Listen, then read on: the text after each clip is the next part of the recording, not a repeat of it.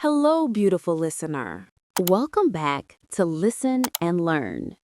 If you're still here, it means English has already become part of your life. In this episode, we'll learn how to bring emotion into daily English practice, how to make every word you learn come alive. Because when you combine emotion plus action, you don't just study English, you live it. Morning Emotion Ritual.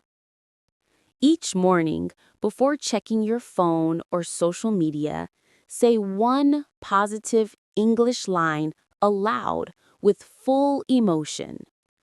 Today is going to be amazing. I'm ready to learn. I love speaking English. Feel every word. Don't just pronounce, believe it. This 5-second habit programs your mind to connect English with positive feelings, not fear. Do it daily.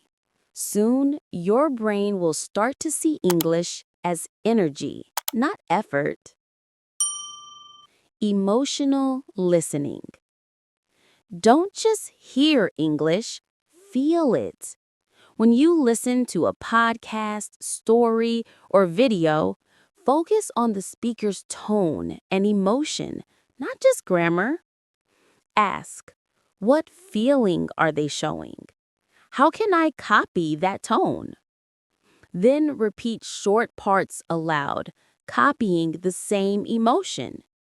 You'll start understanding rhythm, flow, and mood, the music of English. Emotionally listening trains your ears to feel meaning even before translation. Speak with feelings, not fear.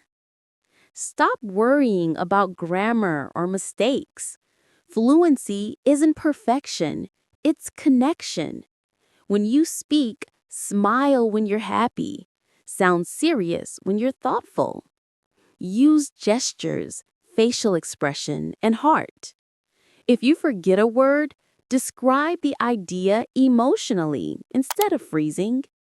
People connect with your passion, not your accent. Every time you speak with real emotion, your confidence grows and fear fades. Use English to express your life. English should be your mirror, not your subject. Say simple daily thoughts in English. I'm tired. I'm excited. Today was beautiful. Write small reflections every night, not just what happened, but how you felt. Example, today I helped my friend, and it made me proud. When emotion meets expression, English becomes unforgettable. Create your own English world.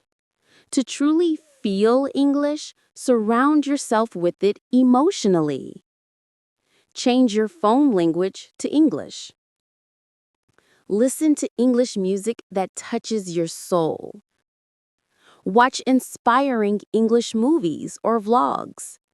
Follow creators who make you feel motivated.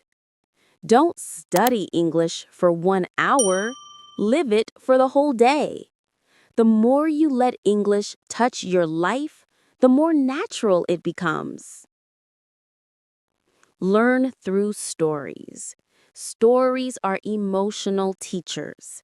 Instead of memorizing grammar, imagine situations. Example, you're sitting by a London river. Someone says, "Beautiful evening, isn't it?" You reply, "Yes, it feels peaceful." You just felt English, not learned it from a book. When imagination and emotion meet, language becomes experience. Read with heart. Read short stories, poems, or quotes in English slowly. Pause after emotional lines, repeat them aloud. When you read, Feel the character's emotion. She smiled even when her eyes were full of tears. Stop. Feel that sadness and beauty. This kind of reading plants the language in your soul, not just memory. Gratitude in English. Before sleeping, whisper 3 sentences of gratitude. I'm thankful for my family. I'm thankful for learning. I'm thankful for English. This connects English to peace and joy instead of stress. Your brain starts to love the language that brings you comfort. Make English your safe space. English isn't an exam, it's your safe zone, a place where you can express without fear. Never judge your accent or compare yourself to others. Everyone has a different emotional rhythm. If you treat English with love instead of pressure, you'll find freedom. Fluency doesn't live in books, it lives in calm confidence. Final emotional reminder. English is a bridge between your heart and the world.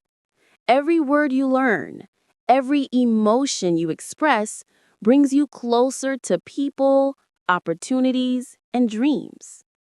Keep practicing, keep feeling, keep speaking from your soul.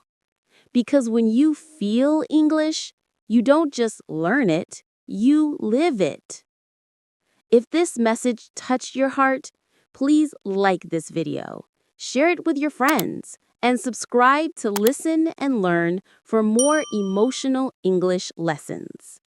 Comment below and tell me, what English word makes you feel something special?